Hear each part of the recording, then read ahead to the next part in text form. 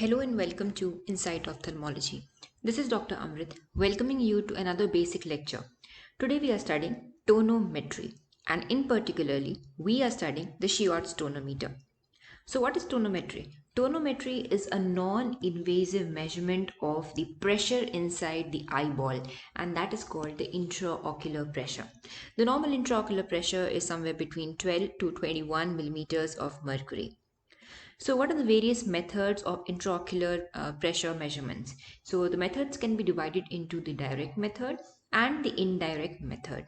In the direct method, we are basically directly inserting a needle inside the anterior chamber of the eyeball, as you can see, and then directly straight away we are measuring the intraocular pressure within the aqueous chamber.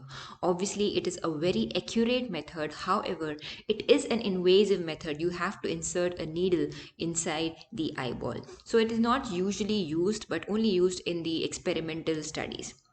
So this technique is also called as the manometric technique.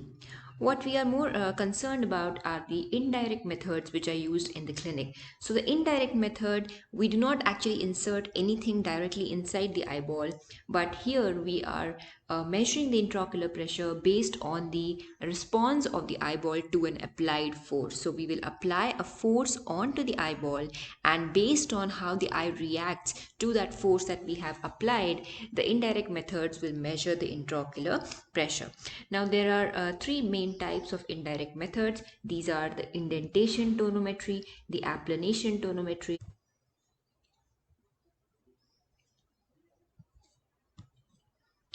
and the dynamic contour tonometry. So in this video, we shall be discussing about the Schiotz tonometer. So to understand the Schiotz tonometer, which is based on the principle of indentation tonometry, you should understand what is meant by indentation. So indentation is nothing but when a force is applied on the eyeball to produce a dent or a depression within the eyeball, that is called indentation tonometry. As the name suggests, here there's already an indent in the word indentation, right? So as you can see, using a plunger we are applying a force on the eyeball, and therefore the eyeball is getting deformed into this shape. So as the eyeball gets indented or depressed or sunken inside because of the force that we have applied, what are we doing? We are actually displacing an amount of fluid which is present inside the eyeball. So initially the fluid which was present like this in the cornea, because of our force that we have applied onto the cornea, the fluid will move backwards, which is called displacement, right? So indentation tonometry is actually going to measure the amount of fluid that is getting displaced, how easily it is getting displaced within the eyeball because of the force that we apply on the eyeball. So just imagine this. The first picture here is that of a metal ball. What do you think? How easy would it be to indent this metal ball? Obviously, it will be very difficult for us to create a depression in this metal ball, right? Whereas consider this eyeball. The eyeball is softer compared to a metal ball, and therefore it is much easier for us to create an indentation on the eyeball. So indentation tonometry is based on the principle of how easy or how hard it is to indent the eyeball, and based on that it will derive the intraocular pressure. So now the main indentation tonometry prototype is the Schiotz tonometer, right? So it's a basic prototype for indentation instruments, and let us now study the parts of the tonometer. So as you can see it on top, we have the scale which will actually show the reading for measurement of the intraocular pressure. Then there's a needle that moves on this scale showing us the various reading. The needle actually sits on a rest which is called the hammer. As you can see, the hammer is connected to a vertical pillar like instrument which moves up and down, taking along the hammer up and down, and subsequently the needle moves on the hammer, and that vertical thing is called the plunger. Then the entire assembly is present in a cylindrical barrel, and in the end we have the foot plate, and this is the foot plate is the one on which is going to rest on the cornea. And of course we have a holder here with which we are going to actually hold the instrument. So you're not supposed to hold the instruments from the barrel or from the foot plate. You're supposed to hold the instrument from this designated holder. So now let us talk about each part one by one. So first let us talk about this plunger. Okay, so the plunger basically, as I told you, is this vertical thing which is present inside the barrel. It travels through the barrel. So it's a long vertical instrument like this which travels through the barrel and then comes out through the foot plate, and then it is the one which is going to cause indentation on the cornea. So you can see this is the metal foot plate. This is as if you're looking at the Schiotz tonometer from below. So this is the foot plate which is going to rest on the cornea, and from the center you can see there's something which is projecting out, and that is the plunger. The plunger is actually supported by the on the hammer, so you can know this is the hammer, and the hammer is again connected to the needle. So what happens is, as the plunger is going to move through the barrel and through the foot plate, the hammer is also consequently going to go up and down. The plunger, hammer and the needle. So this is the needle, the plunger and the hammer together, and then there's a weight as well. The entire thing weighs about 5.5 grams. This is also very important to know the weight. So this weight is important because, as I told you, that on the cornea in indentation tonometry we are actually applying a particular amount of force to create that depression on the cornea, right? So that force actually is applied by the instrument. Okay, we are not supposed to apply any active force. The force is by this weight of the instrument, which is about 5.5 grams. However, sometimes that 5.5 grams might not be enough to create an indentation in case of hard eyeballs, or in case when the IOP is really high, right? So in those cases you might have to increase the weight of the instrument by adding some additional weights on this plunger. So these additional weights can be 7.5, it can be 10 or even 15 grams. So now let us understand what exactly is indentation. As I told you, in indentation we are actually applying a force by the instrument by using the Schiotz tonometer. The tonometer itself is applying a force to create an indentation in the cornea. As you can see, initially the cornea was like this, and the pressure which was present in the eyeball initially prior to the indentation was about P0.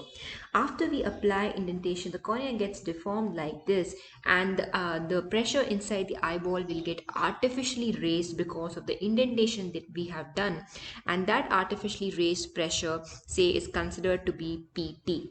In this process, the aqueous which is present in the aqueous humor or the anterior chamber will get displaced, and that say the volume of the aqueous which is displaced is VC. Now, the initial pressure was P0 and the pressure which was raised after indentation was PT. So, the change in pressure is PT minus P0, right? Now, this change in pressure is said to be equal to the resistance which is offered by the eye to indentation, right? And this is again determined by the volume of fluid which is displaced on indentation. Now, the tonometer actually can measure only the PT, or the pressure which is raised after doing indentation. It can only estimate the original P0, that is the original IOP, which is important for us, right? So this is very important for you to know that. Therefore, it is an indirect method. Indirect method, we were directly measuring the intraocular pressure inside the eyeball using a manometer. However, in this indirect pressure, we have applied the indentation or a force on the cornea to create an indentation, and then the pressure inside the eyeball raises to a PT value, and this PT value will be shown on the needle of the tonometer, right? Once we know this value, from this value we are going to derive the initial pressure inside the eyeball, as we know the weight that we have applied on the eyeball. So what I mean to say is, based on the weight that we have applied, the tonometer originally has a weight of about 5.5 grams. Now sometimes you will increase it to about 7.5 grams or 10 grams or 15 grams or so on, right? Now we know the weight with which we are causing the indentation. We know the reading which is present on the scale of the tonometer, and then using these two values we will estimate the P0, that is the original intraocular pressure within the eyeball.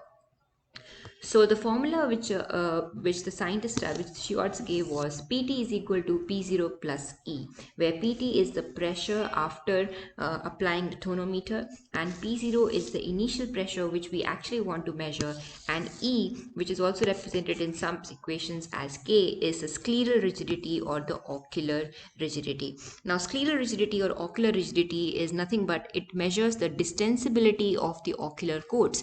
What is meant by ocular coats? Ocular coats coats are the sclera, the choroid, and the retina. Now, with how much ease the eyeball can actually get distended will be determined by this scleral rigidity or the ocular rigidity. Now, there was a scientist called Frydenberg who actually determined the scleral rigidity coefficient, and he calculated it as 0.0245, that is the coefficient of ocular rigidity, and based on that he gave a conversion table, right, which is also called a Frydenberg's nomogram or Frydenberg's conversion tables. Now, initially, the value of K that was given in his 1948 table was 0.025, and later he revised that to 0.0215 in 1955. And this is the table that we are actually using now. So this is the Now, what did I tell you? In the Schiotz tonometer, we can only indirectly measure the intraocular pressure. What we get on the scale is the PT value, that is pressure after indentation, right? And that will be shown on the scale reading, which is as 3, 3.5, 4, 4.5, 5, 5.5, like that. Based on the scale reading, so we get the scale reading on one side, and we already know the weights with which we are carrying out the indentation. So the weights are 5.5, 7.5, 10 or 50. Now, based on the weights with which we have carried out indentation and on the scale reading, we can calculate the P0, that is the intraocular pressure, using this Frydenberg's conversion table. So suppose the reading on the scale is 5 and the weight that is originally present is 5.5. So the intraocular pressure reading will be 17.5, and so on and so forth. Now, in the Schiotz tonometer, the more the plunger indents the cornea. So what I mean to say is, in an eye which is softer, it will be much easier to indent the cornea, and therefore the plunger is going to move much downwards within the cornea. As the plunger moves downwards inside the cornea, what happens is that the hammer is going to move towards the right, and even the scale, this needle is also going to move towards the right. So what is going to happen? The scale reading is going to be towards the highest side, right? So what does it mean? Whenever the plunger indents the cornea, the reading on the scale will be higher, and when you actually compare it with the conversion table, you will notice that the IOP will be lower, right? So higher is the scale reading, lower is the IOP. So for example, let us consider this. So this is the scale reading of 3. You can see the corresponding intraocular pressure is 24. However, when the scale reading becomes 9, say, the intraocular pressure is much lesser, 8.5, right? So what I mean to say is, the more the plunger indents the cornea, the easier it is to indent the cornea, and the easier it is to indent the cornea, it means that the eyeball is a softer eyeball. That means the intraocular pressure, it will be lower in such eyeball. However, the reading that you get on the scale of the tonometer will be higher reading, because as the plunger moves downward, the hammer is going to move towards the right, and the needle is also going to move towards the right, towards a higher value on the scale. Eye which is easier to indent, its pressure is low and it's a softer eye. So this is what is the principle of indentation tonometry. A soft eye will have low IOP and it is easier to indent, whereas a hard eye which has a higher IOP will be difficult to indent. Now coming to how do you actually do a Schiotz tonometry. Before you do the Schiotz tonometry, it is very important for you to calibrate the instrument properly.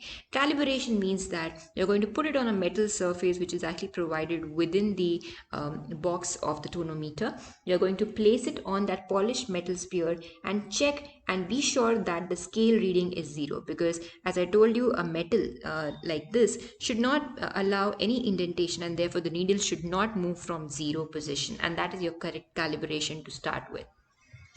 After that, the position of the patient is supine. The patient is lying supine and probably fixating on an overhead target such as a light or a mark on the ceiling. A drop of topical anesthetic has to be used, about 0.5% proparacaine, because we are going to actually touch the cornea with the Schiotz tonometer, and therefore such a drop of anesthetic is important. Sometimes you might even have to use a lubricant. The tonometer tip and the foot plate has to be cleaned with an alcohol swab, and then it is important that you even air dry it. Let it dry completely before you place it on the patient's cornea. Then you have to use your 2 fingers, the thumb and the index finger, and retract the eyelids properly without putting any pressure on the patient's eyeball. The tonometer is then placed very gently perpendicular to the corneal apex, and make sure that you hold it from the holder and not from the base of the tonometer. And then also be very careful not to press the tonometer against the globe. You just have to gently place the tonometer on the cornea and then wait for the needle to move on the scale. Now, as the needle moves on the scale, you have to measure the reading that you get on the scale between 0 to 20. And if the scale reading, suppose, is very less than this 4 unit over here, that means the eyeball is actually harder. And in such case, to be sure of the IOP, it is advised that you add additional weights onto the initial 5.5, right? And then make a note of it, what weight you have used, and then again check the reading on the scale. After you know the reading of the scale and you know the weight that you have used to carry out indentation, use the conversion tables and find out the intraocular pressure from this Friedenwald's conversion table. Now, after this, just a note on the ocular rigidity. Ocular rigidity is the distensibility of the ocular coats. A formula which is given for the pressure is the pressure after indentation is equal to the initial pressure plus the ocular rigidity, right? Now, Schiotz tonometer has a lot of advantages. The advantage of Schiotz tonometer is that it is quite cheap, it is portable, easier to maintain and easier to keep in various kinds of setting compared to the other types of tonometers. However, the problem with Schiotz tonometer is that we can get very false readings, whether false high readings and even false low readings, because it is also based on the principle of ocular rigidity, right? Now we know that it is working on the principle basically of indentation, in which indentation can be easier or difficult based on the intraocular pressure, that is a pressure which is present inside the eyeball. If the tonometer was based just on this, then we will get accurate reading. However, there's another confounding factor here, which is that of the rigidity of the ocular coats. So now, for example, in patients who have high hyperopia, they have thicker coats, and therefore indentation in those cases is difficult because of the high ocular rigidity, right? Here, remember that just focus that what I'm trying to tell is here indentation is difficult because of higher ocular rigidity and not because of the higher IOP per se, right? So this higher ocular rigidity will cause problem in indentation, and therefore it will give you a false high Schiotz IOP readings, right?